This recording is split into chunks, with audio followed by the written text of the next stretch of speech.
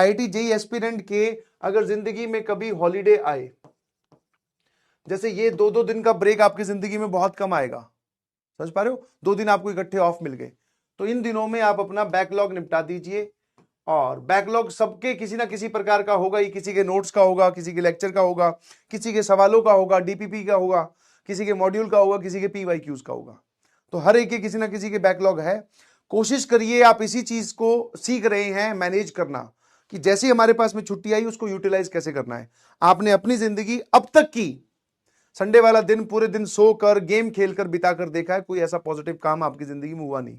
But since this is our first 2 दिन की छुट्टी वाला संडे, तो हमें बहुत पॉजिटिवली इसको यूटिलाइज करना है। मैं फिर बोल रहा हूं, अगर मुझे इस टाइम पे मान लो 50,000 बच्चे सुन रहे हैं, तो सिर्फ और सिर्फ 5,000 बच्चे ये संडे प्रॉपरली यूटिलाइज कर पाएंगे, बाकी 45,000 सोच तो पाएंगे मेरे सामने। सोचने में तो क्या अच्छा लगता है, yes sir we are JEE aspirant and we should use this 2 days holidays to recover backlog, ये बड़ा अच्छा लगता है। बट जब करने की बारी आती है तो भाई ये सर सो लेते हैं 5 मिनट, थोड़ा सा और कर लेते हैं, नहीं भाई, सोना और रेस्ट और ये सारी बातें हम प्रॉपरली करेंगे जब एक बार जेईई एडवांस का पेपर हो जाएगा, ठीक है ना। तो सबकी किसी ना किसी टाइप का बैकलॉग है, कंप्लीट कर दीजिए, है ना। अब जो मैं आपको बता रहा था वो यहां आ जाइए। मैं आपको बोल रहा था कि चैप्टर पहला खत्म हुआ है, थोड़ी सी कुछ ज्ञान की बातें मेरे मन में है जो मैं आपको बता देता हूं, और यही सेम कॉपी पेस्ट चलेंगी आगे खत्म होने वाले सभी चैप्टर्स के लिए। चैप्टर खत्म हुआ है मेरी तरफ से, my responsibility is done, yours is still pending. और वैसे भी चैप्टर खत्म होने के बाद तुम्हारी ज्यादा शुरू होती है, मेरी कम, है ना। समझ में आएगी नहीं समझ में, तुम्हारी ज्यादा शुरू होती है, मेरी कम, क्योंकि मेरा तो हो गया ना basic mathematics complete. Next chapter is quadratic equation, ठीक है ना। Complete notes and revise properly, या प्रॉपरली रिवाइज। देखो रिवीजन एक ऐसी चीज है जो आपको खुद करनी है, तुम्हें बताने कोई नहीं आएगा। समझ में आएगी नहीं समझ में। अगर तुम्हें कोई बताने आ जाए कि भाई तुम देख आज से 2 हफ्ते बाद या 2 महीने बाद, तुझे अगर मैं आके हल्का सा बोल दूं कि बेटा एक काम कर यार, 2 महीने पहले एक चैप्टर पढ़ा था बेसिक मैथमेटिक्स, उसको थोड़ा रिवाइज कर ले, 20 मिनट निकाल उसके लिए, तुम तुरंत समझ जाओगे। समझ में आया।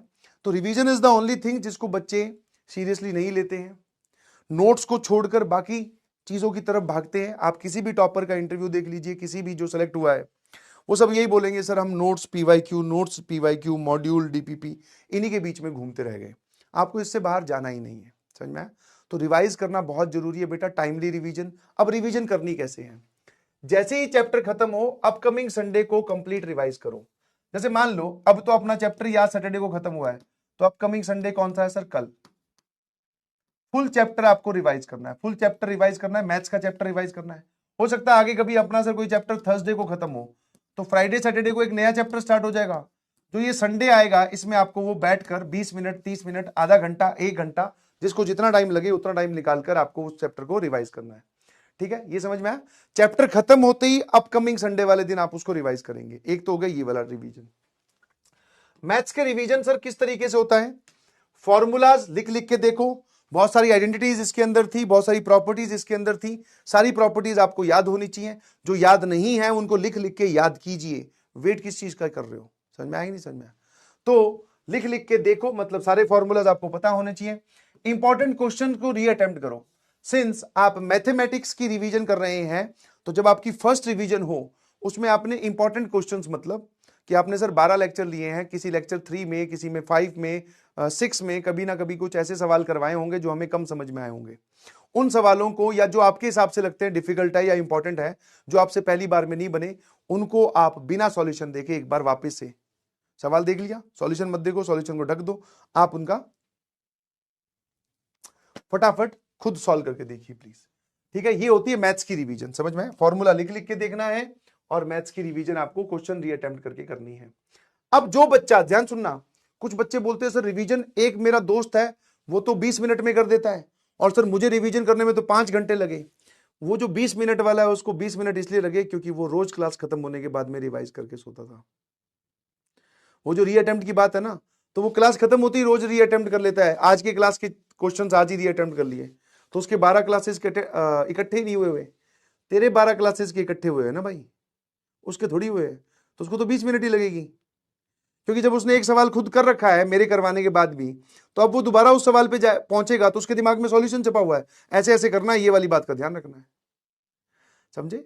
तो आपकी रिवीजन टाइम कम तब लेगी जब आपने चैप्टर बहुत अच्छे से पढ़ा हो और उसके साथ साथ रिवाइज किया हो। समझ में आता है? एक होती है डेली रिवीजन। कौन सी रिवीजन?